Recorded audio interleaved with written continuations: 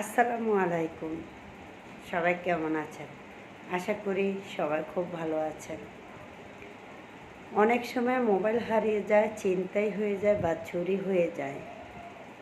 আপনারা কোথায় মামলা করবেন বা কোথায় জিডি করবেন এটা নিয়ে খুব দ্বিধাদ্বন্দ্বের মধ্যে পড়ে যান।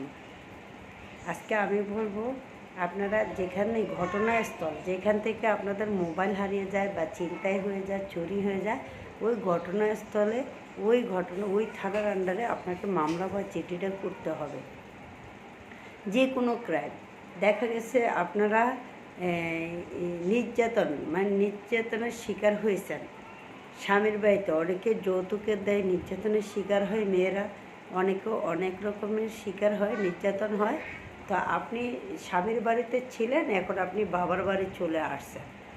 আপনি এখন নারী নির্যাতনের মামলাটা কিভাবে করবেন বা কোন এলাকায় করবেন এটা অনেকে বুঝতেছেন না। আপনি আগে শ্বশুরবাড়িতে ছিলেন, এখন বাবার বাড়ি চলে আসছেন, আপনি মামলাটা করবেন কোথায়?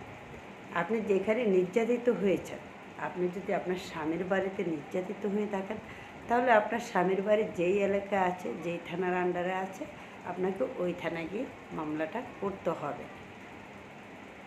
ঘটনাস্থল যেখানে দেখা গেছে আপনারা প্রতারিত হয়েছেন অনলাইন থেকে কেনাকাটা করে, কেমন অনলাইন থেকে পণ্য কিনে প্রতারিত হয়েছেন, টাকা লেনদেন করছেন কোথায়? আপনি টাকাটা যে স্থানে লেনদেন করছেন ওই স্থানে আপনাকে মামলাটা করতে হবে। ওই থানার আন্ডারে ওই থানাতে গিয়ে আপনাকে জিডি বা মামলাটা করতে হবে। অনেকে এটা বুঝতেছেন না বা অনেকে আমাকে অনেক কমেন্ট করেন। আজকে তাই এটা নিয়ে কথা বলতে আসলাম। ঘটনাস্থলকে কেন্দ্র করে আপনাকে জিডি বা মামলাটা করতে হবে।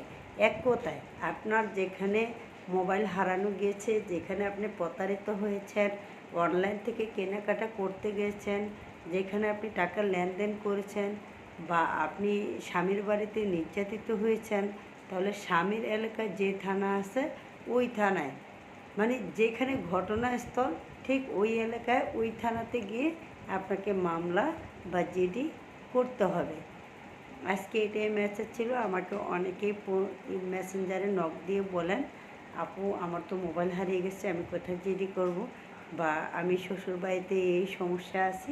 তাই আপুদের জন্য, ভাইয়াদের জন্য এই মেসেজটা। আপনারা যেই থানার কাছে যেখানে যেই ঘটনাস্থলে আপনারা প্রতারিত হয়েছেন, যেখানে চুরি হয়েছে, যেখানে সমস্যাটা হয়েছে, ওই থানার আন্ডারে গিয়ে আপনারা একটা জিডি বা মামলা করবেন। ওকে, আশা করি সবাই বুঝতে পারছেন। তো সবাই ভালো থাকবেন। আল্লাহ হাফেজ। আবার দেখা হবে নতুন ভিডিও নিয়ে।